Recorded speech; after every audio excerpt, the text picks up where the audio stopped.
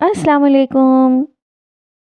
Good to have you eight Urdu audio books. हाजिर खिदमत है नूर राजपूत का नावल मासील, एपिसोड 4। हलाल होती है पहली नज़र तो हशर तलक, हराम हो जो हटाएं वो इतना दिलकश है।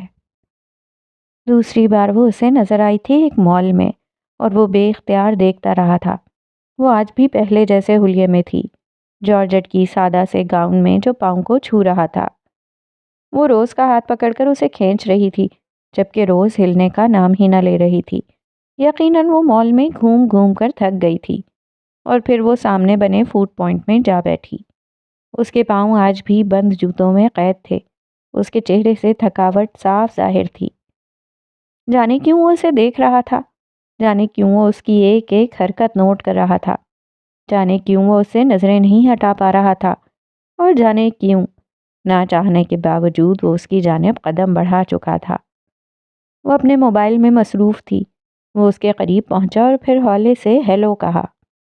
आवाज़ पर उसने सर उठाकर देखा तो उसकी आंखें फैल गईं।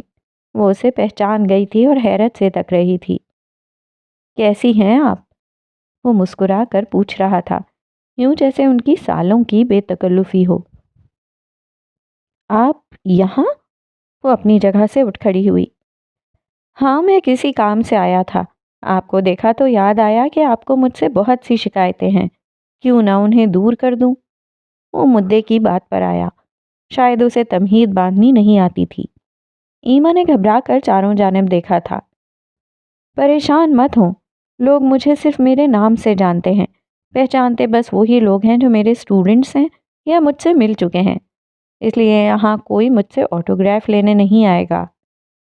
वो धीमे लहजे में कहता मुस्कुराया और फिर कुर्सी खींच कर बैठ गया। ईमा को भी मजबूरन बैठना पड़ा। उसने नज़रें उठाकर मासील को देखा और फिर नज़रें चुरा गई। वो हद दर्जा पुरएतमाद शख्स था। सबसे पहले तो आई एम सॉरी। मुझे उस दिन ये कहना नहीं चाहिए था कि मुस्लिम मासील इंस्टीट्यूट में अलाउ नहीं है।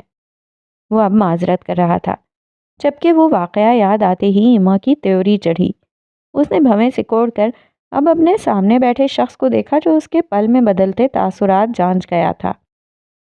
शायद आप जानती नहीं, पर मेरे कुछ उसूल हैं, और मुस्लिम इसलिए नहीं अलाउ के देखिए मिस्टर मासील, मुझे सच में दिलचस्पी नहीं कि आप कौन हैं, आप क्या करते हैं और क्यों करते हैं।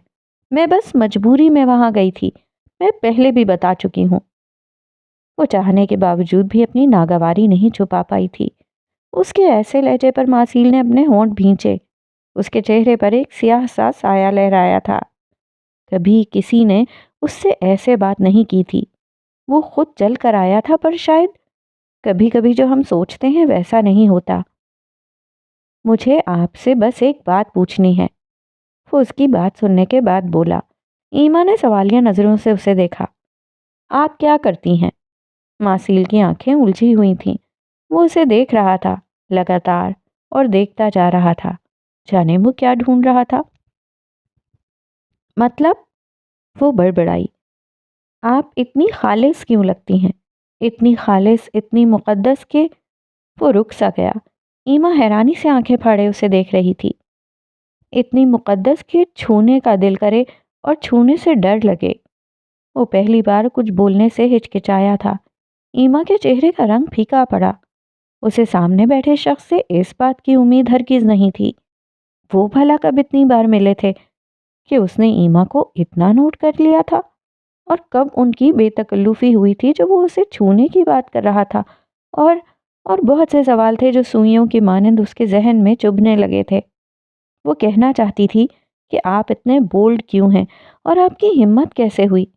पर वो एक झटके से उठी और बिना कुछ कहे खारजी दरवाजे की जानिब बढ़ी, जबकि मासील अभी तक नज़रों के हिसार में लिए हुए था।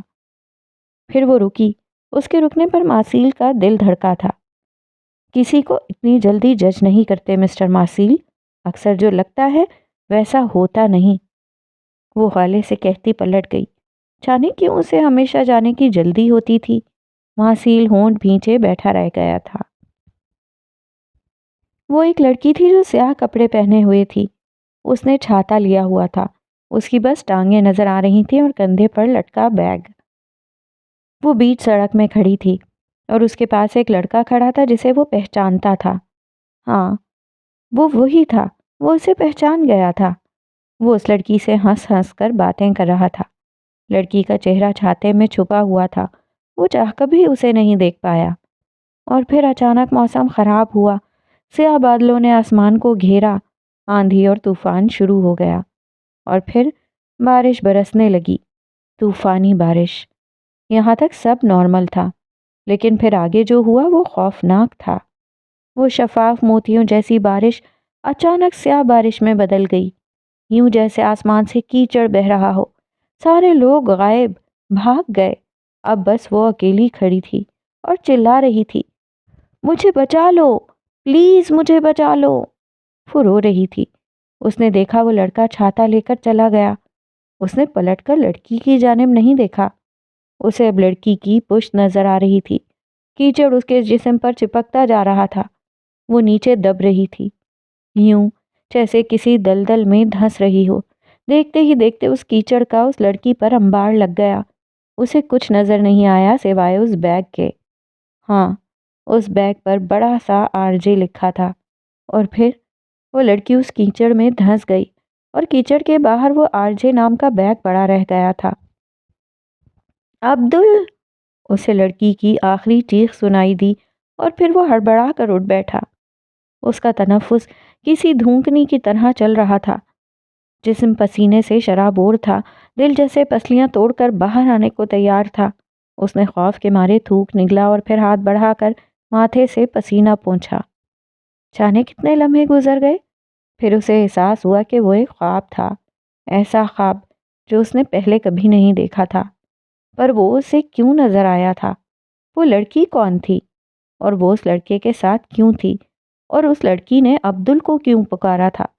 اتنے سارے سوال تھے۔ سر میں درد کی ٹیس اٹھی تھی، اس نے بے ساختہ سر کو دونوں ہاتھوں سے دبایا تھا۔ ایملی شاہتنی نے کہا تھا کہ ہم کسی بھی ایسی چیز کو ثابت کر سکتے ہیں جس کو ثابت کرنے کی خواہش رکھتے ہوں۔ اصل مشکل یہ جاننا ہے کہ ثابت کیا کرنا ہے۔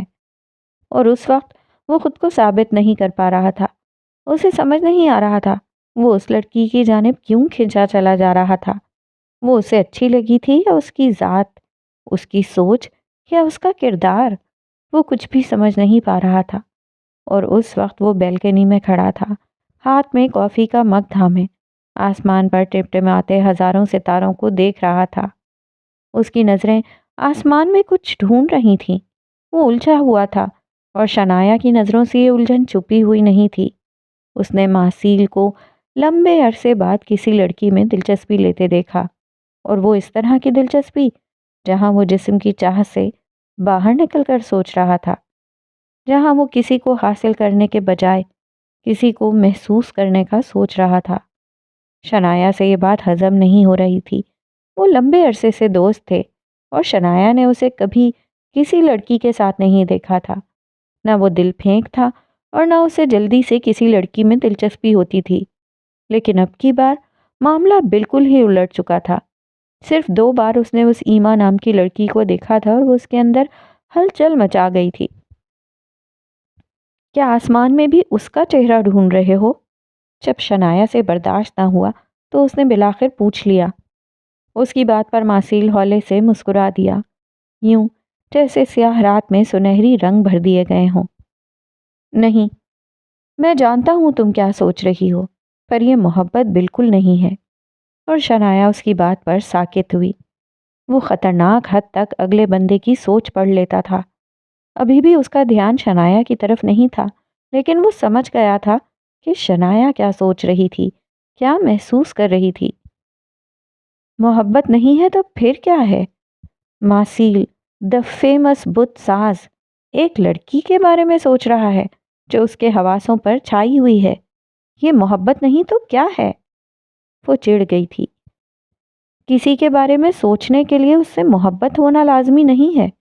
کچھ چیزیں ایسی ہوتی ہیں جو بہت مختلف ہوتی ہیں، پراسرار اپنی جانب کھینچتی ہیں۔ یعنی وہ تمہیں اپنی جانب کھینچ رہی ہے؟ شنایا نے اس کی بات کاٹی۔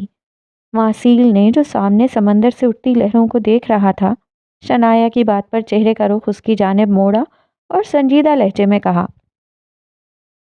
اس کی ذات سے کچھ لپٹا ہے جو مجھے اپنی جانب کھینچ رہا ہے۔ ہاں، لیکن یہ محبت نہیں ہے۔ اس نے لفظ محبت پر زور دیا تھا، لیکن اسے اپنی یہ بات کھوکھلی محسوس ہوئی تھی۔ سمندر کی لہریں کنارے تک آتیں اور کنارے سے ٹکرا کر واپس چلی جاتیں۔ بالکل اسی طرح ایما بار بار اس کی سوچوں سے ٹکرا رہی تھی۔ اس کی بات سن کر شنایا نے گہرا سانس لیا۔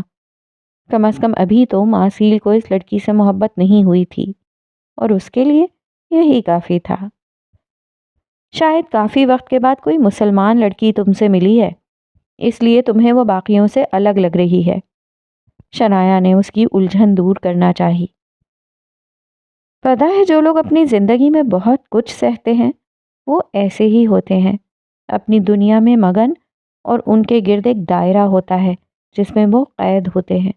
وہ کبھی اپنے اس دائرے سے باہر نہیں نکلتے، لیکن ان کے گرد بنا یہ دائرہ باقی لوگوں کو ان کی جانب کھینچتا ہے۔ وہ بولا تو بولتا چلا گیا۔ اس کی بات پر شنایا نے اپنے ہونٹ سختی سے بھینچ لیے۔ اور اس لڑکی کے گرد بھی ایسا ہی ایک دائرہ ہے جس میں وہ قید ہے۔ اسے پرواہ ہی نہیں تھی کہ شنایا اس سے ملنے آئی تھی اور وہ کسی اور کا ذکر کیے جا رہا تھا۔ میرے خیال سے مجھے اب چلنا چاہیے، کافی دیر ہو چکی ہے۔ شنایا کو حقیقتاً برا لگا تھا۔ وہ کافی کا مگ اندر میز پر رکھتی تیزی سے وہاں سے نکل گئی، جبکہ معسیل نے اسے روکنے کی کوشش بھی نہیں کی تھی۔ وہ اس وقت الجھا ہوا تھا۔ وہ ایما نام کی ایک ایسی پہیلی میں الجھ چکا تھا جس کو سلجھانے کے چکر میں اسے جانے کتنے زمانے لگ جاتے۔ ایمان، تمہیں پتہ ہے ایمان، مجھے تم سے اتنی محبت کیوں ہے؟ سلمہ بیگم کے لہجے میں کچھ ایسا تھا کہ پیکنگ کرتی ایمان کے ہاتھ تھمے تھے۔ اس نے پلٹ کر اپنی جان سے پیاری ماں کو دیکھا اور پھر مسکرائی۔ کیونکہ میں آپ کی بیٹی ہوں، اس لیے، اس نے محبت سے جواب دیا۔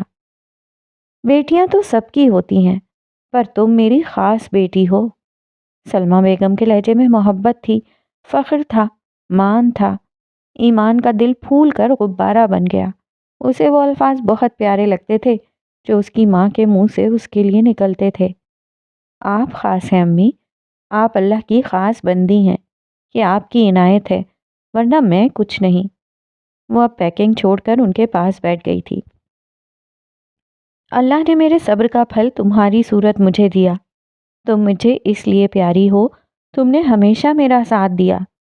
خوشیاں تو کم ہی دیکھی ہیں ہم نے، پر ہر غم میں تم میرے ساتھ تھیں، اور تم نے کبھی زیادہ کی خواہش نہیں کی۔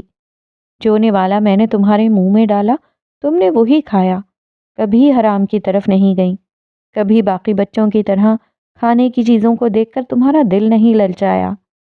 ہاں، بس تمہیں کتابوں کی پیاس رہی ہے، ہمیشہ سے۔ انہوں نے ایمان کو اپنے ساتھ لگاتے پیار کیا تھا۔ دونوں کی آنکھیں نم ہوئی تھیں۔ ماضی کی یادیں، بچپن کی محرومیاں، ایمان کو سب ازبر تھیں۔ فرق تھا تو صرف یہ کہ وہ ان سے نکلنے کے لیے ہاتھ پیر مار رہی تھی۔ وہ اپنی ماں اور بہن کو بہتر مستقبل دینے کی غرض سے بہت آگے نکل جانا چاہتی تھی تاکہ وہ انہیں بھی اس دلدل سے نکال سکے۔ پتہ ہے، تم 2 سال کی تھیں، صرف 2 سال کی، جب میں تمہیں لے کر کسی رشتہ دار کے گھر گئی۔ سب بچے باہر کھیل رہے تھے اور تم میرے ساتھ جڑ کر بیٹھی تھی، میرا ہاتھ تھام کر۔ جب تمہیں بھابھی نے کہا کہ جاؤ تم بھی بچوں کے ساتھ کھیلو، تو پتہ ہے تم نے کیا جواب دیا؟ وہ تو بچے ہیں، میں ان کے پاس کیوں جاؤں، میں بچوں کے ساتھ نہیں کھیلتی۔ حمیزہ جانے کب وارد ہوئی تھی اور اس نے سلمہ بیگم کی بات کاٹ کر خود پوری کی تھی، کیونکہ یہ قصہ وہ اتنی بار سن چکی تھی کہ اسے ازبر ہو چکا تھا۔ اور ایمان روتے روتے مسکرا دی۔ وہ ہمیشہ یہ واقعہ سن کر جھیپ جاتی تھی۔ ہاں، اور اس کی بات سن کر سب ہنسے تھے کہ تم بھی تو بچی ہو، 2 سال کی بچی، جو حد سے زیادہ صاف اور شفاف بولتی تھی۔ اب ان تینوں کے چہرے پر مسکان تھی، نم آنکھیں لیے وہ مسکرا رہے تھے، یوں جیسے بارش کے بعد قوس قزح ابھر آئی ہو۔ ہر چیز شفاف ہو چکی تھی۔ آپ ہی آپ وہاں جا کر بھول تو نہیں جاؤ گی ہمیں؟ حمیزہ نے پاس بیٹھتے خدشہ ظاہر کیا۔ اسے اپنی بہن سے بے پناہ محبت تھی۔ وہ کل 3 لوگ ایک دوسرے کا ساسا تھے۔ بالکل بھی نہیں۔ ایمان نے حمیزہ کو اپنے ساتھ لگایا۔ وہ جا رہی تھی۔ 2 دن بعد اس کی پیکنگ تقریباً مکمل ہو چکی تھی۔ یہ سارا کام بہت رازداری سے ہوا تھا تاکہ کسی کو پتہ نہ چل سکے، اور ایمان نے وعدہ کیا تھا کہ وہ جلدی جلدی ان سے ملنے آیا کرے گی، اور ویسے بھی صرف 2 سال کی تو بات تھی، پھر ان کی ساری محرومیاں ختم ہو جاتی، سارے غم دھل جاتے۔ لیکن کچھ سفر ایسے ہوتے ہیں جو ہمیں سوائے اذیت کے کچھ نہیں دیتے۔ ہم کیا سوچ کر جاتے ہیں اور کیا ہو جاتا ہے۔ اور اس کا آغاز اگلے دن سے ہوا تھا جب شہاب دین کا انتقال ہو گیا تھا۔ یہ اچھا اشارہ نہیں سمجھا گیا تھا، حالانکہ شہاب دین پچھلے 3 سالوں سے بیمار تھے۔ سب کو اندازہ تھا کہ کبھی بھی کچھ بھی ہو سکتا تھا۔ ایمان کی آنکھوں سے 2 آنسو موتیوں کی طرح ٹوٹ کر گرے اور گالوں پر بہتے چلے گئے۔ سب بے طرح رو رہے تھے جبکہ وہ پتھر ہو گئی۔ اب اس کا جانا اگلے مہینے کئی دنوں تک ملتوی ہو گیا تھا۔ اس نے ایک گہرا سانس لیا اور اپنے دل سے وہ تمام باتیں، وہ یادیں مٹانے کی کوشش کی جو اسے تکلیف پہنچاتی تھیں۔ شہاب دین کی موت نے پورے خاندان کو اکٹھا کر دیا تھا، اور وہ شخص بھی آیا تھا جسے دیکھ کر ایمان کے پورے جسم میں کڑواہٹ پھیل جاتی تھی، جس سے وہ دنیا میں سب سے زیادہ نفرت کا دعویٰ کرتی تھی۔ جانے اس شخص کو ہر بات کی بھنک کہاں سے پڑ جاتی تھی۔ یہ 2 دن بعد کی بات تھی جب وہ گھر میں جمع ہوئی پھپھو اور ان کے بچوں کو کھانا دے رہی تھی۔ وہ کچن میں چائے لینے گئی تھی جب وہ اس کے پیچھے آئے۔ وہ انہیں کچن کے دروازے میں دیکھ کر ٹھٹک گئی۔ دل کی دھڑکن تیز ہوئی، لیکن اس نے انہیں مکمل طور پر نظر انداز کیا اور اپنے کام میں یوں مگن رہی جیسے انہیں دیکھا ہی نہ ہو۔ کہاں جا رہی ہو تم؟ بھاری آواز گونجی تھی جس میں کیا کچھ نہ تھا، غصہ، شک اور نفرت بھی۔ آپ کون ہوتے ہیں پوچھنے والے؟ وہ جھٹکے سے مڑی۔ میرا آپ سے کوئی رشتہ نہیں ہے، نہ تھا، نہ ہے، نہ کبھی ہوگا، تو برائے مہربانی ہماری زندگی میں دخل دینا چھوڑ دیں۔ ایمان کی بات پر دروازے میں کھڑے شخص کا رنگ فاق ہوا۔ انہیں ایمان سے ایسے لہجے اور جواب کی امید نہ تھی۔ اتنی لمبی اڑان بھرنے کا مت سوچو کہ تمہارے پر کاٹنے پڑ جائیں۔ کیسے الفاظ تھے وہ؟ چائے چھلک کر ایمان کے ہاتھ پر گری تھی۔ اسے لگا تھا اسے کسی زہریلی آری سے اندر تک کاٹ دیا گیا ہو۔ اس نے اپنے غصے پر قابو پانے کی کوشش کی اور پھر چائے کی ٹرے اٹھاتے وہ ان تک آئی اور پھر رک گئی۔ میں اب وہ چھوٹی بچی نہیں رہی، اور نہ وہ ڈری سہمی کم عمر ایمان جسے آپ توڑ مروڑ کر پھینک جائیں گے۔ وہ ان کی آنکھوں میں دیکھتے غضبناک لہجے میں بولی تھی، آپ ہم سب سے رشتہ توڑ چکے ہیں، اور میں نے کبھی آپ کو اپنا باپ نہ سمجھا ہے نہ مانا ہے۔ میرے لیے میرا باپ میرے پیدا ہوتے ہی مر گیا تھا۔ وہ کاٹ دار لہجے میں کہتی آگے بڑھ گئی، جبکہ وہ شخص وہیں کھڑا رہ گیا تھا۔ ان کے چہرے پر بیک وقت بہت سے تاثرات تھے، غم، غصہ اور بے بسی کے۔ ہر شخص کا ایک سیاہ روپ ہوتا ہے، اور یہ ایمان کا سیاہ روپ تھا۔ وہ سفید تھی، پر اس کی اس سیاہی نے اسے سفید رہنے نہیں دیا تھا۔ وہ اب سیاہ و سفید کا ایک سنگم بن چکی تھی، سرمئی یعنی گرے۔ ہاں، وہ گرے تھی۔ 10 دن گزر چکے تھے۔ ایما کو کوئی اچھی جاب نہیں مل پائی تھی۔ اس کے پاس جو پیسے پڑے تھے وہ تیزی سے کم ہوتے جا رہے تھے، اور اس کے اگلے سیمسٹر کی فیس بھی بھری جانی تھی۔ یہی سوچ سوچ کر اس کی جان ہوا ہو رہی تھی، اور اوپر سے مردوں کا ظالم سماج۔ اس نے اعتراف کیا تھا، دنیا کے تمام براعظموں کے مرد ایک جیسے تھے، ہوس کے مارے ہوئے۔ وہ ابھی انٹرویو سے واپس آئی تھی اور آتے ہی اپنی بے بسی پر رونے لگی تھی۔ جہاں وہ انٹرویو دینے گئی تھی وہاں پر باس کو اعتراض تھا کہ اسے ایسے کپڑے نہیں پہننے چاہیے جن میں وہ پوری چھپی ہوئی تھی۔ اس نے ایما کو چھونے کی کوشش بھی کی تھی۔ وہ اس آدمی کو دھکا دے کر بھاگ آئی تھی۔ جب بھی ایسا کوئی حادثہ ہوتا تھا اس کے سارے غم جاگ اٹھتے تھے۔ وہ اس وقت اسے روز اور ماسیل دونوں ہی برے لگ رہے تھے، جن کی وجہ سے اس کی جاب گئی تھی۔ اتنی کوئی اچھی جاب نہیں تھی اس کی، لیکن اس کے مہینے کا خرچہ نکل آتا تھا، پر اب وہ بالکل خالی ہاتھ تھی۔ وہ جلد گھبرا جاتی تھی، اسی لیے اب بستر پر لیٹی سسکیاں لے رہی تھی جب روز کمرے میں آئی۔ ایما، ایما کیا ہوا؟ تم رو کیوں رہی ہو؟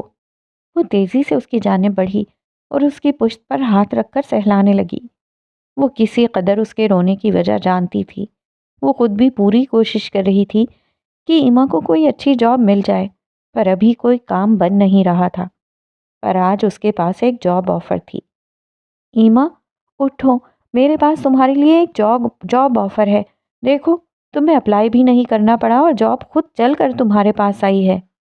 اس کی بات سن کر ایما کا وجود ساکت ہوا، پھر وہ جھٹکے سے اٹھ بیٹھی اور بے یقینی سے روز کو دیکھنے لگی۔ اس کی نظروں میں سوال ہی سوال تھے۔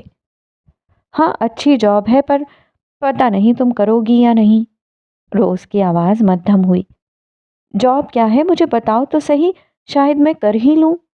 ایما نے بےتابی سے پوچھا۔ جس قدر آج کل اسے جاب اور پیسوں کی ضرورت تھی، وہ کوئی معمولی سی جاب بھی کر لیتی، بس کمائی حلال ہوتی۔ ماسیل انسٹیٹیوٹ میں ایک جاب ہے، اسٹوڈنٹ ریلیشن آفیسر کی۔ مسٹر ماسیل کو کوئی ایسا شخص چاہیے جو ان کے اسٹوڈنٹس کو گائیڈ کر سکے اور ان کی پرابلمس کا حل نکالے۔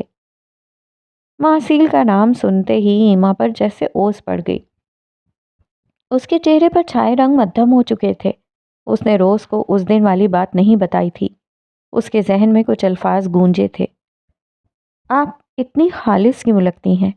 اتنی خالص، اتنی مقدس کہ چھونے کو دل کرے اور چھونے سے ڈر لگے۔ یہ بات کرتے وقت ماسیل کی آنکھوں میں ہوس نہیں تھی، بس ایک تاثر تھا، ایک الجھن تھی، جیسے وہ کہیں الجھ کر رہ گیا ہو اور اپنی الجھن لیے بنا ڈرے اس کے پاس آ گیا تھا۔ ایما کی خاموشی سے روز سمجھ گئی تھی کہ وہ یہ جاب نہیں کرنے والی تھی۔ وہاں مسلم اسٹوڈنٹس الاؤ نہیں ہیں تو مجھے کیسے جاب ملے گی بھلا؟ وہ مجھے وہاں کیسے برداشت کرے گا؟ ایما وہاں نہیں جانا چاہتی تھی۔ وہ روز کو سہولت سے انکار کرنا چاہتی تھی۔ یہ سب تم مجھ پر چھوڑ دو، میں بس چاہتی ہوں تم ایک محفوظ جگہ رہو۔ پارٹ ٹائم جاب ہے، شام میں جب تک کلاسز ہوں گی وہی تمہاری جاب کی ٹائمنگ ہوگی۔ روز چاہتی تھی وہ یہ جاب کرے۔ کل میرا ایک اور جگہ انٹرویو ہے، اس کے بعد سوچوں گی، وہ ہولے سے کہتی اٹھ گئی۔ روز اس کے حالات سے کسی قدر واقف تھی، لیکن وہ چاہتی تھی ایک بھرم رہے اور جو رہنا بھی چاہیے تھا۔ وہ آج بے چینی سے کلاس کے وقت کا انتظار کر رہا تھا، اور اس سے بھی زیادہ روز کے آنے کا۔ وہ جانتا تھا ایما انکار کرنے والی تھی، لیکن پھر بھی ایک امید تھی، ایک مدھم سی امید کہ شاید وہ ہاں کر دے، وہ یہ جاب کر لے اور وہ اس کے سامنے رہے۔ کیا وہ اسے دیکھتا ہی رہنا چاہتا تھا؟ کیا وہ اتنی خوبصورت تھی؟ نہیں، ایسا کچھ نہیں تھا۔ وہ بس چاہتا تھا ایما کی ذات میں چھپے اس بھید کو ڈھونڈ نکالے جس کی وجہ سے وہ اس کی جانب کھینچا جا رہا تھا۔ وہ جانتا تھا محبت کرنا اس کے بس کی بات نہیں تھی، لیکن وہ یہ نہیں جانتا تھا کہ محبت ہونا بھی بس میں نہیں ہوتا۔ وہ چاہ کر بھی اس لڑکی کو اپنے ذہن سے نہیں جھٹک پا رہا تھا۔ اور پھر روز آ گئی۔ کلاس کے آخر پر اس نے پوچھا تھا کہ ایما نے کیا جواب دیا۔ وہ ایما کا جواب سنانے سے ہچکچا رہی تھی۔ وہ ماسیل کا دل نہیں توڑنا چاہتی تھی، چنانچہ اس نے کہا، ایما نے سوچنے کے لیے وقت مانگا ہے۔ ماسیل کا دل ڈوب کر ابھرا تھا۔ اس نے سکون کا سانس لیا کہ اس نے ڈائریکٹ انکار نہیں کیا تھا، ابھی بھی ایک امید باقی تھی۔ وہ اب اپنی حالت پر جھلانے لگا تھا۔ اسے سمجھ نہیں آ رہا تھا اس کے ساتھ ایسا کیوں ہو رہا تھا۔ اس کا دل چاہ رہا تھا وہ ایما سے نفرت کرے۔ عجیب لڑکی تھی وہ، اس کی اچھی بھلی زندگی میں ہلچل مچا دی تھی اور خود سکون سے اپنی زندگی جی رہی تھی۔ اسے اب مزید 2 دن انتظار کرنا تھا۔ وہ یہ ضرور چاہتا تھا کہ ایما یہاں جاب کرے، لیکن وہ نہیں چاہتا تھا کہ وہ اپنی مرضی کے خلاف یہاں آئے۔ اس نے جانچ لیا تھا، ایما ان لوگوں میں سے تھی جو کسی ایسی جگہ پر جائیں جو انہیں پسند نہ ہو تو وہ ذہنی طور پر وہاں غیر حاضر ہی رہتے ہیں، بس ان کا جسم وہاں ہوتا ہے، ان کی روح نہیں۔ اور وہ نہیں چاہتا تھا کہ ایما اپنی روح کہیں اور چھوڑ کر آئے۔ وہ چاہتا تھا وہ 100% اس کے سامنے رہے تاکہ وہ اس سے بات کر سکے، اس کی کھوج کر سکے۔ اور بعض دفعہ جن چیزوں کی کھوج میں ہم نکلتے ہیں یا تو کبھی تلاش نہیں کر پاتے یا کہیں راستوں میں گم ہو جاتے ہیں۔ یا پھر ہم کھوج کر لیتے ہیں اور اس کھوج کے بعد سوچتے ہیں کہ کاش ہم نے یہ کھوج نہ کی ہوتی، کاش ہم دور ہی رہتے۔ جب تجسس ختم ہو جائے نا تو جان سے زیادہ پیاری چیز بھی بوجھ لگنے لگتی ہے۔ اور پھر ہر چمکنے والی چیز سونا تھوڑی ہوتی ہے، کچھ ڈائمنڈ بھی ہوتے ہیں جو جسم سے باہر تک اچھے لگتے ہیں، جسم کے اندر چلے جائیں تو جان لے لیتے ہیں۔ اور اس بار اس کا انٹرویو ایک عورت لے رہی تھی، وہ ایک افریقن تھی۔ ایما دھڑکتے دل پر قابو پاتے اس کے سامنے بیٹھی تھی اور اس انتظار میں تھی کہ وہ اس سے کیا سوال کرے گی۔ تو تم مسلم ہو؟ ایما کے حجاب کی طرف اشارہ کرتے اس نے پوچھا تھا۔ ایما نے خاموش نظروں سے اسے دیکھا اور الٹا سوال کیا، کیا اس سے فرق پڑتا ہے میرے مسلم ہونے یا نہ ہونے سے؟ شاید نہیں۔ وہ چوڑے نین نقش والی عورت مسکرائی۔ ایما کا جواب اسے پسند آیا تھا۔ اس نے ہاں یا نہ نہیں کہا تھا۔ جانتی ہو، جس پوزیشن کے لیے تم انٹرویو دینے آئی ہو وہ بہت بڑی ہے۔ اس میں انسان کا حواس میں رہنا بہت ضروری ہے۔ تم نے جو فارم فل کیا ہے اس میں لکھا ہے کہ تم انٹروورٹ ہو، جبکہ یہ جاب ایسے لوگوں کے لیے ہے جو سوشل ہوں، لوگوں کو منٹوں میں اپنا بنا لیں۔ وہ اب سوالیہ نظروں سے ایما کو دیکھ رہی تھی۔ میں اپنی ذاتی زندگی میں انٹروورٹ ہوں، جبکہ کام کے معاملے میں اپنی پوری کوشش کرتی ہوں کہ اپنی ذمہ داری اچھے سے نبھاؤں۔ ایما نے لب بھینچے بتایا۔ اس کا آج کا انٹرویو واقعی ایک انٹرویو لگ رہا تھا۔ عورت نے کچھ سوچتے ہوئے اگلا سوال کیا۔ اپنی کوئی خوبی بتائیں۔ میں ایماندار ہوں۔ کوئی 2 خامیاں بتائیں۔ اگلا سوال حاضر تھا۔ میں سینسیٹیو ہوں اور وہ اٹکی تھی۔ وہ عورت غور سے اسے ہی دیکھ رہی تھی۔ اور کبھی کبھی جھوٹ بھی بول لیتی ہوں۔ بالآخر اس نے سچ بول دیا۔ میں اس کے دوسری جانب بیٹھی عورت مسکرا دی۔ ایماندار بھی ہو اور جھوٹ بھی بولتی ہو، یہ کیسے ممکن ہے؟ ایما نے چونک کر اسے دیکھا۔ کتنے ہی لمحے وہ کچھ بول نہ پائی۔ اس نے کبھی اس طرح سوچا ہی نہیں تھا۔ میں ایماندار ہوں، ایما نے اپنی بات دہرائی۔ تو تمہارے مطابق جھوٹ بولنے والا بے ایمان نہیں ہوتا؟ میں بڑے بڑے جھوٹ نہیں بولتی ہوں جن سے کسی کا برا ہو، ایما نے صفائی دی۔ جھوٹ جھوٹ ہوتا ہے، چھوٹا ہو یا بڑا۔ خیر یہ بتاؤ، آپ کس قسم کے جھوٹ بولتی ہیں؟ جیسے کلاس سے لیٹ ہو جاؤں تو کہتی ہوں کہ میں بس یونیورسٹی پہنچ گئی، جبکہ میں ابھی ٹرین میں ہوتی ہوں۔ کبھی کبھی میں دوستوں کے ساتھ آؤٹنگ پر جانے سے انکار کر دیتی ہوں کہ میرا دل نہیں کر رہا، حالانکہ میرا دل کرتا ہے، کبھی کبھی بس بجٹ نہیں ہوتا اتنا۔ اس نے صاف صاف بتا دیا۔ اور میں یہ کیسے مان لوں کہ تم ایماندار ہو؟ اگلا سوال حاضر تھا۔ میری ایمانداری کا یہی ثبوت کافی ہے کہ میں نے بتا دیا کہ میں جھوٹ بول لیتی ہوں، یہ نہیں کہا کہ کبھی جھوٹ نہیں بولا۔ میں اس کی دوسری جانب بیٹھی عورت نے بے ساختہ ایمان کو سراہا تھا۔ اسے ایما کا یہ جواب پسند آیا تھا، لیکن اس نے اعتراف کیا تھا۔ وہ سامنے بیٹھی نازک سراپے والی لڑکی اس چھوٹی سی عمر میں بہت سی متضاد شخصیات رکھتی تھی۔ آسان لفظوں میں یہ کہ اس کے بہت سے روپ تھے۔ تم ایک ذہین لڑکی ہو، میں اعتراف کرتی ہوں، پر اس پوزیشن کے لیے تمہیں ابھی بہت سا تجربہ چاہیے۔ جاؤ اور سیکھو لوگوں سے، ان کے رویے سے، تاکہ کل کو تمہیں اپنی اس جاب میں مشکل پیش نہ آئے۔ بس 6 ماہ مزید سیکھ کر آؤ، تھوڑا سوشل ہو کر، میں تمہیں یہاں کی لیڈر بناؤں گی۔ وہ خوش دلی سے مسکراتے کہہ رہی تھی۔ ایما کو سمجھ نہ آیا وہ اس بات پر خوش ہو یا افسوس کرے۔ اسے جاب نہیں ملی تھی، ہاں البتہ اس کا یہ وقت ضائع نہیں ہوا تھا۔ 40 منٹ کا یہ انٹرویو ہمیشہ یاد رہنے والا تھا۔ تم نے ڈرائیونگ کس سے سیکھی ہے؟ ہیزل اپنے سامنے بیٹھے لمبے بالوں والے لڑکے سے پوچھ رہی تھی۔ وہ لڑکا جو عبدل کہلاتا تھا۔ وہ کئی ثانیے اسے دیکھتا رہا۔ خاموشی، خاموشی۔ وہ چاہ کر بھی بولنا نہیں چاہتا تھا۔ جانے کیسے لمحے تھے خاموشی بھرے لمحے، جنہوں نے اس کی آواز سلب کر لی تھی۔ وہ اس وقت ہوش میں تھی، اور کہا جاتا ہے ہیزل ملک ہوش میں رہے تو باقی سب کے ہوش اڑے رہتے ہیں۔ اس کا بات کرنے کا انداز، اس کے چہرے پر چھایا وہ سرد پن سامنے والے کو کچھ بولنے ہی نہیں دیتا۔ عبدل کو سیکھنے کی ضرورت نہیں پڑتی، عبدل خود ہی سیکھ جاتا ہے۔ وہ خاموشی بھرا لمحہ ٹوٹا اور عبدل نے جواب دیا۔ وہ اتنی جلدی ہتھیار ڈالنے والوں میں سے نہیں تھا۔ مجھے سکھاؤ گے؟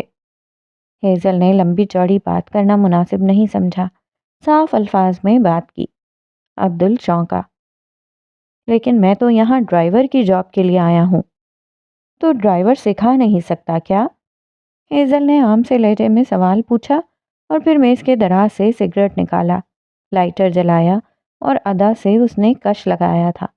دھوئیں کے مرغولے ہوا میں چھوڑتے وہ اس کی جانب متوجہ ہوئی۔ عبدل کی نظریں اس پر جمی تھیں۔ وہ پوری حسیات کے ساتھ اسے دیکھتے ہوئے محسوس کر رہا تھا۔ دھوئیں کے مرغولوں نے ایک پل کو دونوں میں دیوار سی کھڑی کی اور پھر وہ مرغولے غائب ہو گئے۔ وہ اب عبدل کو دیکھ رہی تھی، اس کے جواب کی منتظر تھی۔ عبدل نے نوٹ کیا تھا سگریٹ پیتے اس کی آنکھوں میں ایک نمی سی تیر رہی تھی۔ شاید اس کے پورے چہرے پر اس کی آنکھیں ہی سب سے زیادہ خوبصورت تھیں، سبز بڑی بڑی آنکھیں۔ ہیزل ملک وہ سپر اسٹار تھی جو بہت سے لوگوں کا منہ بس ایک گھوری سے بند کروا دیتی تھی، پر یہاں معاملہ الٹ تھا۔ اس کی آنکھوں میں تیرتی وہ نمی رت جگہ کی نہیں تھی، وہ حقیقت میں آنسو تھے جنہیں وہ باہر نہیں نکلنے دیتی تھی۔ نہیں، میں آپ کو ویسی ڈرائیونگ نہیں سکھا سکتا جیسی میں خود کرتا ہوں۔ وہ جھٹکے سے اٹھ کھڑا ہوا۔ وہ جانتا تھا وہ روز اپنی زندگی سے کھیلتا تھا۔ وہ نہیں چاہتا تھا اس کے سامنے بیٹھی وہ مومی گڑیا جیسی لڑکی اپنی جان خطرے میں ڈالے، اور وہ نہیں چاہتا تھا وہ کسی لڑکی کے قریب رہے۔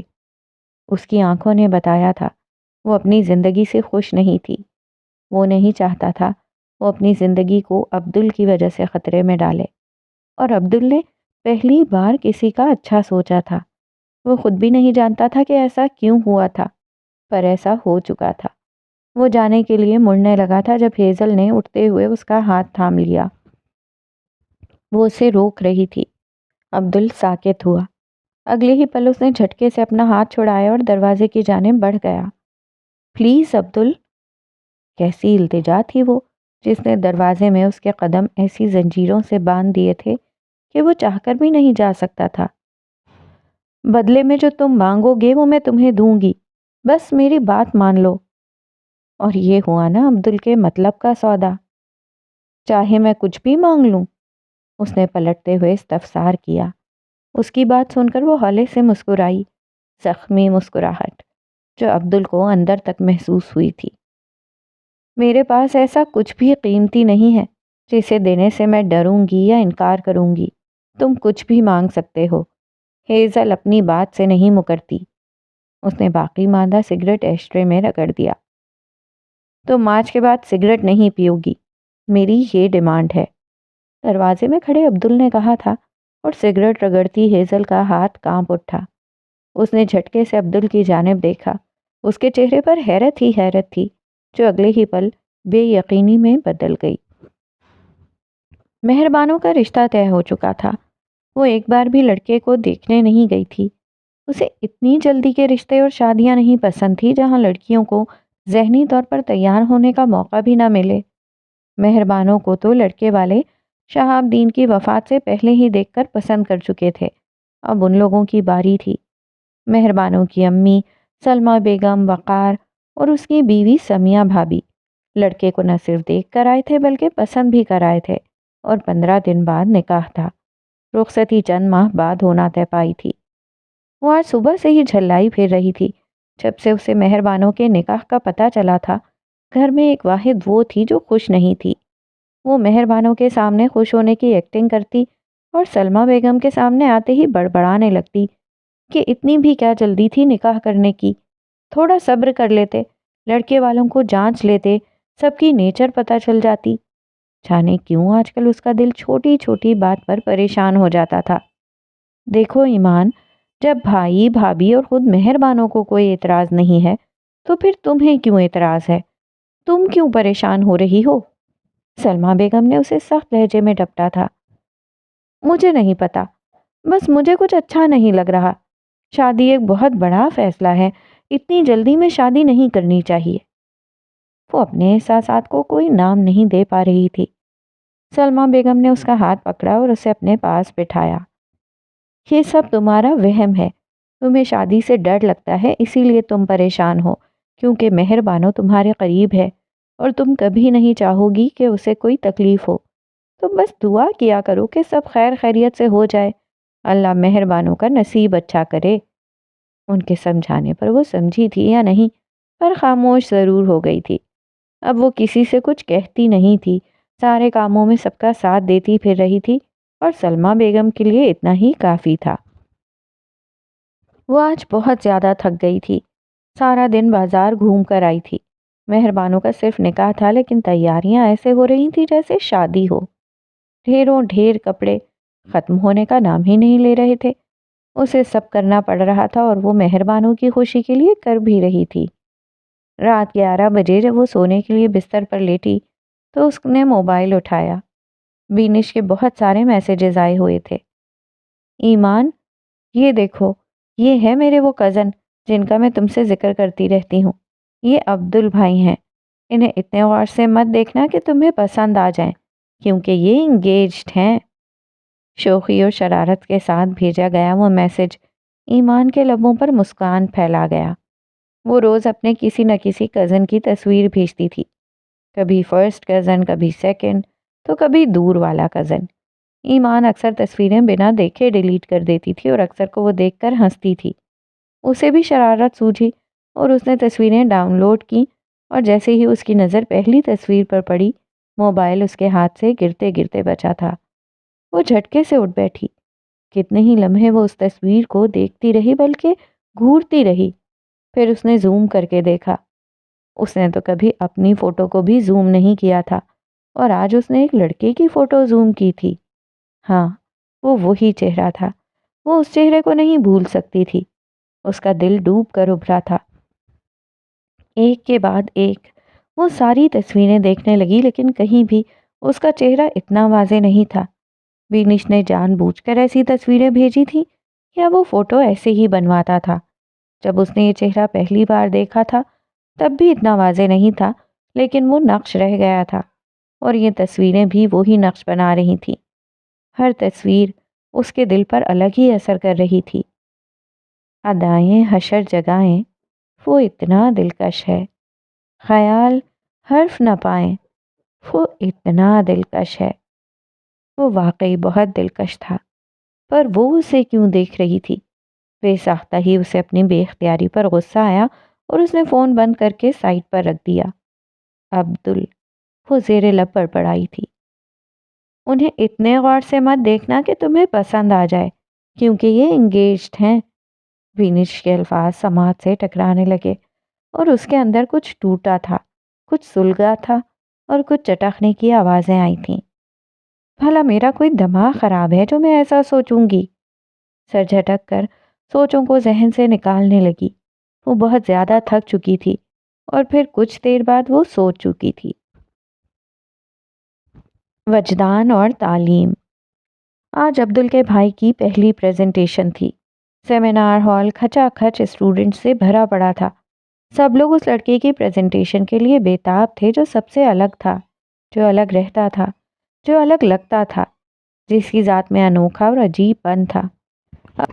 عبدل بیزاری سے ہال میں دھری کرسیوں میں سے ایک پر بیٹھا تھا۔ وہ کسی صورت یہاں نہیں آنا چاہتا تھا، لیکن اس کے دوست اسے کھینچ لائے تھے، اور وہ چہرے پر بیزاری سجائے بیٹھا تھا۔ اس کی بے ڈھنگی کٹنگ والے بال آدھی پونی میں قید تھے اور آدھے ایسے چہرے کے دونوں جانب جھول رہے تھے۔ اس نے ٹی شرٹ پہن رکھی تھی جس سے اس کے مضبوط بازو اور ان پر بنے ٹیٹو جھلک رہے تھے۔ وہ کہیں سے بھی اسکول کا اسٹوڈنٹ نہیں لگتا تھا، وہ جیسے عمر سے پہلے ہی بڑا ہو گیا تھا۔ وہ اسٹیج پر ابھرا تھا۔ ہال میں سنسنی سی پھیل گئی، جانے آج وہ کون سا انکشاف کرنے والا تھا، آج وہ کس موضوع پر بولنے والا تھا۔ عبدل تو یہ بھی نہیں جانتا تھا۔ سارے سینئر اسٹوڈنٹس اس جونیئر لڑکے کو سننے آئے تھے۔ پروجیکٹر آن ہوا جس پر واضح الفاظ میں لکھا تھا کہ وجدان کبھی بھی غیر تیار شدہ ذہن پر نہیں اترتا۔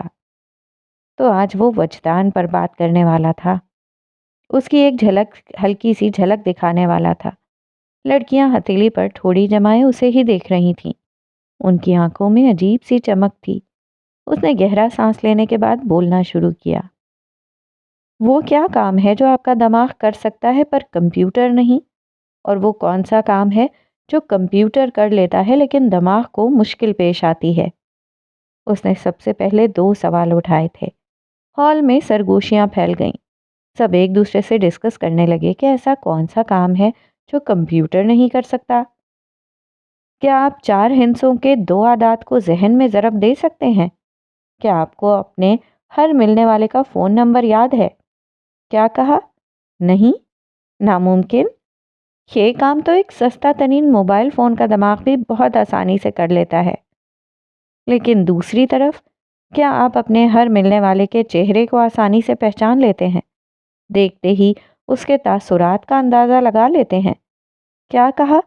ہاں، بھلا یہ بھی کوئی مشکل کام ہے؟ یہ کام دنیا کے طاقتور ترین کمپیوٹر نہیں کر پاتے۔ ہال تالیوں سے گونج اٹھا۔ ہم وجدانی طور پر انتہائی پیچیدہ کام انتہائی آسانی سے کر لیتے ہیں، جن کی پیچیدگی کا ہمیں ادراک تک نہیں ہوتا۔ لیکن جس طرح سائنس اور ٹیکنالوجی ہمارے لیے نئی اور خفیہ دنیایں کھولتی جا رہی ہے، غیر تربیت یافتہ وجدان دنیا کو سمجھنے میں مشکلات سے دوچار ہو رہا ہے۔ ہم نے اس کا علاج ڈھونڈ لیا ہے۔ اس کو تعلیم کہتے ہیں۔ یہ وجدان کیا ہے؟ انسانی استدلال کسی ایک جنرل پرپس کمپیوٹر کی طرح نہیں ہے۔ یہ دنیا ہوموجینس نہیں، اور ہم ہیں حقیقت کو جاننے کے لیے کئی طرح کے سسٹم، موڈیول، ذہنی اعضاء، کئی طرح کی ذہانتیں، استدلال کے انجن پائے جاتے ہیں۔ یہ زندگی کی ابتدا سے آنا شروع ہو جاتے ہیں، ہر نارمل شخص میں ہوتے ہیں، اور دماغ کی مختلف جگہ پر نیٹ ورکس کا حصہ ہوتے ہیں۔ کئی جینز کی کمبینیشن سے، ماحول کے لحاظ سے، دماغ کی اپنی بدلتی آرگنائزیشن سے، اگرچہ ذہن کی اناٹمی پر اتفاق نہیں، لیکن کچھ کوگنیٹو فیکلٹی اور بنیادی وجدان جن کا ہمیں علم ہے اس طرح کے ہیں۔ وجدانی فزکس، کوئی چیز کیسے گرے گی، اچھلے گی، مڑے گی، یہاں پر آبجیکٹ کا تصور ہے، حرکت اور فورس کا تصور ہے، وقت اور جگہ کے تعلق کا تصور ہے۔ یہ نیوٹن کے قوانین کی طرح کا نہیں۔ وجدانی بائیولوجی، زندہ چیزوں کی دنیا سمجھنا، جسمانی فنکشن، ان کا بڑھنا، عمر رسیدہ ہونا، اس کی شکل اور اسٹرکچر کا سمجھنا۔ وجدانی انجینئرنگ، اس کو استعمال کر کے ہم اوزار اور دوسری اشیاء بنا لیتے ہیں، آبجیکٹ اور اس کے مقصد کا تعلق سمجھ لیتے ہیں۔ وجدانی نفسیات، اس کی مدد سے ہم دوسروں کو سمجھ لیتے ہیں، ان کی جذباتی کیفیت کا اندازہ لگا لیتے ہیں، ہم مشین اور آبجیکٹ کی انسانوں سے تمیز کر لیتے ہیں۔ وجدانی طور پر جگہ کی سینس، اس سے ہم دنیا میں چل پھر سکتے ہیں، یہ دیکھ سکتے ہیں کہ کون سی چیز کہاں پر ہے، ذہن میں جگہوں کے نقشے رکھتے ہیں، اہم چیزوں کے ریفرنس سے دنیا کو پہچان لیتے ہیں۔ وجدانی اعداد کی سینس، چھوٹے اعداد کو ٹھیک ٹھیک گن لینا، ان کی تمیز کر لینا، بڑے اعداد میں اندازہ لگا لینا۔ وجدانی امکانات کی سینس، کون سی چیز کے ہونے کا امکان کم ہے اور کس کا زیادہ۔ وجدانی اکونومکس، اس سے تجارت ممکن ہوتی ہے، کون سا سودا ٹھیک ہے، کیا کوئی چیز دے کر بدلے میں حاصل ہونے والا فائدہ منصفانہ ہے یا نہیں۔ ذہنی ڈیٹا بیس اور منطق، کب کیا ہوا تھا، کس نے کیا کیا تھا، کون کہاں پر ہے، کس کا کس کے ساتھ کیسا تعلق ہے، وغیرہ۔ اس ڈیٹا بیس سے منطق لے کر ہم فیصلے کرتے ہیں، نتیجے نکالتے ہیں۔ تیفے کو پکوڑے بہت پسند ہیں، شیدا تیفے کے لیے پکوڑے بنا کر لائی ہے، مطلب۔ اس سے وجدانی طور پر ہم ہر وقت دنیا کو سمجھنے کی کوشش کرتے رہتے ہیں۔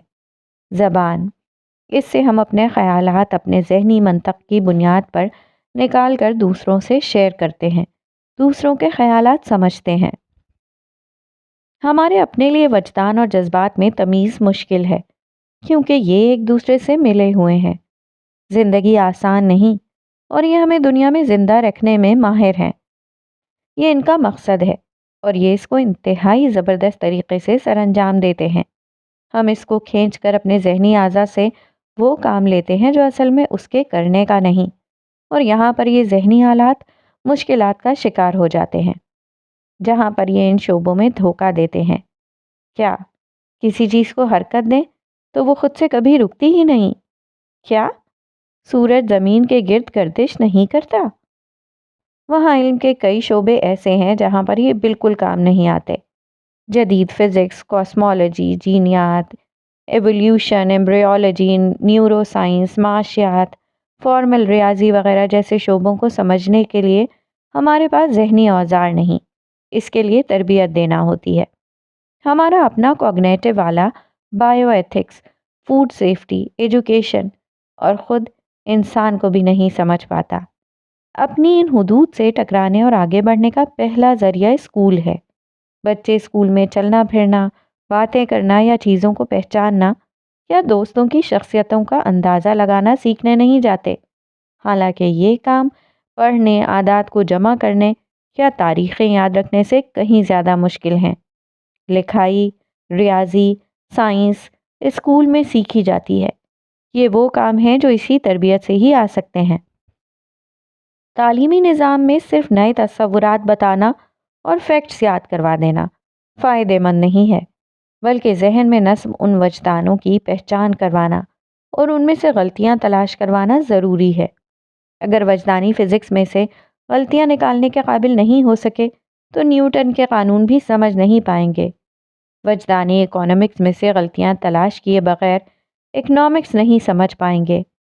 اپنے ذہنی بلیک باکس کو پہچاننا، اپنے میں غلطی ڈھونڈ لینا ضروری کام ہے۔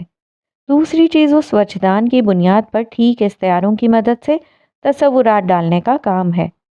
اب وجدان کیسے ہمیں روزمرہ کی زندگی میں مدد کرتا ہے، آئیے جائزہ لیتے ہیں۔ ایک شخص کتاب پڑھ رہا ہے کہ بجلی چلی جاتی ہے، کمرے میں گھپ اندھیرا ہو گیا ہے، لیکن وہ شخص کتاب پڑھنے سے رکتا نہیں۔ کیسے؟ کتاب الیکٹرانک فارمیٹ میں نہیں، یعنی موبائل یا کمپیوٹر وغیرہ پر نہیں، فزیکل شکل میں ہے۔ ایک جادوگر کہتا ہے کہ وہ ٹیبل ٹینس کی ایک گیند کو پھینکے گا، یہ گیند کچھ دور جا کر رک جائے گی اور پھر خود بخود واپس آنا شروع کر دے گی۔ اس دوران گیند کسی چیز سے نہیں ٹکرائے گی، گیند کو نہیں گھمایا جائے گا۔ جادوگر یہ کام کیسے کرے گا؟ دو مائیں اور دو بیٹیاں مچھلی پکڑ رہی ہیں۔ انہوں نے ایک بڑی مچھلی پکڑی اور ایک چھوٹی مچھلی پکڑی اور ایک موٹی مچھلی پکڑی۔ کل 3 مچھلیاں پکڑی گئی تھیں۔ یہ کیسے ممکن ہوا کہ ہر خاتون نے اپنی اپنی الگ الگ مچھلی پکڑی تھی؟ بشیرہ اور نذیرہ ایک ہی دن، ایک ہی مہینے اور ایک ہی سال پیدا ہوئی تھیں۔ ان کی ماں اور باپ ایک ہی تھے، لیکن یہ دونوں بہنیں ٹوئنز نہیں ہیں۔ کیا یہ ممکن ہے؟ یہ سوال 2015 میں شائع ہونے والے جرنل آف پرابلم سالونگ سے لیے گئے ہیں۔ اوسطاً ہر سوال نصف سے کم لوگوں نے حل کیا تھا۔ آپ کتنے سوالات کے جواب دے پائے؟ ان سوالوں کے جواب دینا مشکل کیوں ہوتا ہے؟ کیونکہ یہ پڑھتے وقت ہم اپنے ذہن میں ایک تصویر بنا لیتے ہیں۔ ایک شخص کتاب کو گھور رہا ہے، ایک شخص گیند کو میز پر یا زمین پر پھینک رہا ہے، 4 خواتین کا گروپ ہے، جڑواں بہنوں کا جوڑا ہے۔ ان کے جواب ڈھونڈتے ہوئے ہم سوچ کے اس فریم ورک کا سہارا لیتے ہیں، اور جب تک اس فریم ورک تک محدود رہیں جواب نہیں تلاش کر سکتے، کیونکہ ان خیالات سے یہ ایسوسی ایشن ان پہیلیوں کو حل کرنے میں رکاوٹ بنتی ہے۔ ان کو حل کرنے کے لیے پہلے سے طے شدہ خیالات کو ایک طرف رکھنا پڑتا ہے۔ ان کو جان بوجھ کر اس طرح ڈیزائن کیا گیا ہے کہ ذہن میں خود بخود ایک غلط تصویر بن جائے، جس کو بنانے میں شعوری طور پر غور نہیں کیا گیا۔ ذہن پرانے تجربوں کی بنیاد پر یہ تصویر بنا دیتا ہے۔ اس میں چھپے مفروضات سے ہم آگاہ نہیں ہوتے۔ پہیلیوں کی صورتحال ہماری معلوم کی صورتحال سے تھوڑی مختلف ہے، اس لیے ان کے جواب تک پہنچنے میں دقت ہوتی ہے۔ ان پہیلیوں کے ڈیزائن میں مشکل اس چیز کی نہیں جو ہمیں پتہ نہیں، بلکہ اس چیز کی ہے جو ہمیں پتہ ہے، یا پھر ہمارا خیال ہے کہ ہمیں پتہ ہے، اگرچہ وہ غلط ہے۔ اس میں پہلی پہیلی کو دیکھیں۔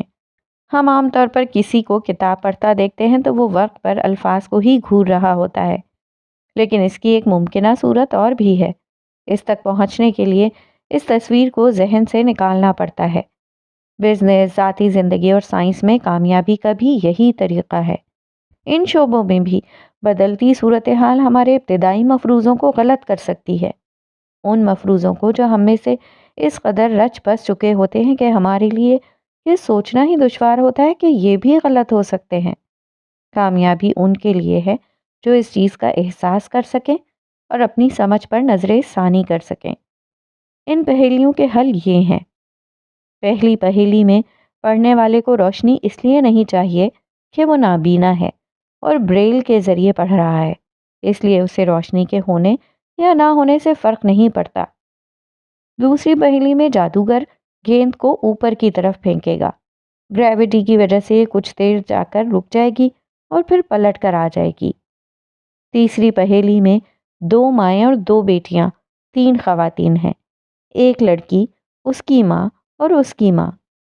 چوتھی پہیلی میں بشیرہ اور نذیرہ ٹوئن اس لیے نہیں کہ یہ انفارمیشن مکمل نہیں، انہی کے ساتھ خیرہ بھی پیدا ہوئی تھی، یہ ٹرپلٹ ہیں۔ ہم زندگی میں روز کئی طرح کے چیلنج کا سامنا کرتے ہیں، ہمیں اکثر معلوم ہوتا ہے کہ اس صورتحال میں ہمیں کیا کرنا ہے کیونکہ ہم پہلے بھی ان سے گزر چکے ہوتے ہیں۔ کچھ نئے ہوتے ہیں جن کے بارے میں کچھ سوچ کر ہم ان کے حل تک پہنچ جاتے ہیں، لیکن کئی چیلنج حل نہیں ہو پاتے۔ ان پہیلیوں کی طرح مسئلہ یہ ہوتا ہے کہ جس فریم ورک کے تحت ہم کام کرنے کی کوشش کرتے ہیں اس میں ان کے لیے حل موجود ہی نہیں ہوتا۔ حل اس وقت ملتا ہے جب ہم ایک نئی نظر اور نئے زاویے سے مسئلے کو دیکھیں، اور یہ ہمیں وجدان فراہم کرتا ہے۔ جب ہم عقل کی فتوحات کی بات کرتے ہیں تو ہمارا فوکس تجزیاتی سوچ کی خوبصورتی پر رہتا ہے، اس قسم کی سوچ جو طاقتور منطق سے وجود میں آتی ہے۔ ہم بہت کم اس چیز کا احساس کرتے ہیں کہ جس فریم ورک کے تحت ہم سوچ رہے ہیں اس کو بدلنے کی اہلیت، اس مسئلے کو ایک ہی رنگ میں دیکھنے کی صلاحیت کس قدر ضروری ہے۔ یہ لچکدار سوچ ہے، یہ وہ کام ہے جس کے لیے ایک صلاحیت درکار ہے جو ججمنٹ کی صلاحیت ہے، ایک مسئلے کی ایک نئی شکل بنا دینا اور اس کو نیا رنگ دے دینا۔ یہ وہ کام ہے جو آٹومیٹ نہیں ہو سکتا، یہ وہ کام ہے جو مشینوں کے سپرد نہیں کیا جا سکتا، یہ وہ کام ہے جو انسان کے علاوہ دوسرے جانور کرنے میں مشکل محسوس کرتے ہیں۔ مسائل کو لچکدار سوچ کے ذریعے حل کر لینا، یہ وہ کام ہے جو انسانوں کی اس دنیا میں مسائل کو حل کرنے کی کنجی رہی ہے، اور یہی وجدان ہے۔ اس کی آج کی پریزنٹیشن نے ایک بار پھر سے دھوم مچا دی تھی۔ عبدالفق چہرہ لیے خاموشی سے اٹھ کر چلا گیا تھا، جبکہ وہ بھی اسٹیج سے خاموشی سے اتر آیا تھا، اور اس نے باہر آتے ہی موبائل نکال کر ایک میسج کیا تھا اس شخص کو جس نے یہ پروجیکٹ تیار کرنے میں اس کی مدد کی تھی۔ تھینکس موم۔ موبائل کی اسکرین پر وہ 2 لفظوں کا پیغام جگمگ کر رہا تھا۔ میں ماسیل انسٹیٹیوٹ میں جاب کرنے کے لیے تیار ہوں، لیکن میری کچھ شرائط ہیں۔ مجبوری تھی جو ایما کو روز کے کمرے تک لے آئی تھی۔ روز نے خوشگوار حیرت سے اسے دیکھا، اسے جیسے یقین نہیں آیا تھا، اور ایما کا موڈ تو کبھی بھی بدل سکتا تھا، یہ وہ جانتی تھی۔ ہاں واقعی، اس نے نظریں چراتے کہا۔ تھینک یو سو مچ ایما، تم نے میری عزت رکھ لی۔ اب مسٹر ماسیل یہ نہیں سمجھیں گے کہ میں ان کی بات بھی نہ مان سکی۔ روز نے آگے بڑھ کر اسے گلے لگایا تھا، جبکہ ایما ساکت کھڑی رہی۔ وہ جانتی تھی یہ جاب کرنا اس کی مجبوری تھی، اس وقت اس کے پاس پیسے ختم ہو چکے تھے، اگلے مہینے ہاسٹل کا کرایہ دینا تھا، اس کے اپنے اخراجات تھے، وہ کہاں سے پورے کرتی۔ اس نے سوچ لیا تھا جب تک کوئی اچھی جاب نہیں مل جاتی وہ ماسیل کی جاب آفر قبول کر لے گی۔ اچھا آپ بتاؤ تمہاری شرائط کیا ہیں؟ روز نے اسے خاموش دیکھ کر پوچھا۔ پہلی شرط یہ کہ مذہب کو لے کر مجھ سے کوئی بحث نہیں کی جائے گی۔ دوسری شرط یہ کہ میرے حجاب یا اسکارف پر کوئی بات نہیں کی جائے گی۔ تیسری شرط یہ کہ میں جب چاہوں یہ جاب چھوڑ سکوں گی۔ چوتھی یہ کہ مجھے سیلری ایڈوانس میں چاہیے اور وہ سانس لینے کو رکی۔ روز پھٹی پھٹی نگاہوں سے دیکھ رہی تھی، اسے اندازہ نہیں تھا کہ ایما نے لسٹ تیار کر رکھی ہوگی۔ اور پانچویں شرط یہ ہے کہ وہ تمہارا دل پھینک ٹیچر مسٹر ماسیل مجھ سے 5 فٹ کے فاصلے پر رہے گا۔ اس نے سپاٹ چہرہ لیے کہا تو روز کا نہ چاہتے ہوئے بھی قہقہا بلند ہوا تھا۔ وہ ہنسی تھی اور پھر ہنستی چلی گئی تھی۔ اگلے دن اس نے یہ ساری شرطیں ماسیل کے سامنے رکھ دی تھیں۔ وہ بھی ایسے ہی ہنسا تھا، بلکہ قہقہا لگایا تھا۔ روز نے پہلی بار اسے قہقہا لگاتے ہنستے دیکھا تھا۔ وہ سر پیچھے گرا کر آسمان کی طرف دیکھ کر ہنستا رہا تھا۔ مجھے تمہاری دوست کی ساری شرطیں منظور ہیں، ہاں البتہ ہو سکتا ہے آخری شرط میں فاصلہ 5 فٹ سے تھوڑا کم ہو جائے۔ اس کی آنکھوں میں شرارت تھی۔ وہ کہتے ہوئے اٹھا اور پھر پینٹ کی جیبوں میں ہاتھ ڈالتے چلا گیا۔ مسکراہٹ نے دیر تلک اس کے چہرے کا احاطہ کیے رکھا۔